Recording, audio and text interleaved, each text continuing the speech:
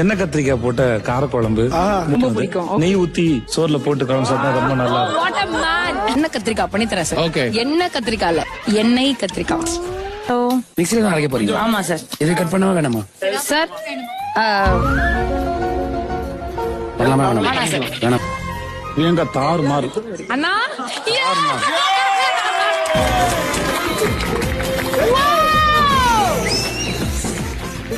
ஜமி உட்கார்ந்து இப்படி சாப்பிடும் போது மன நிறைவா இருக்கு சார்.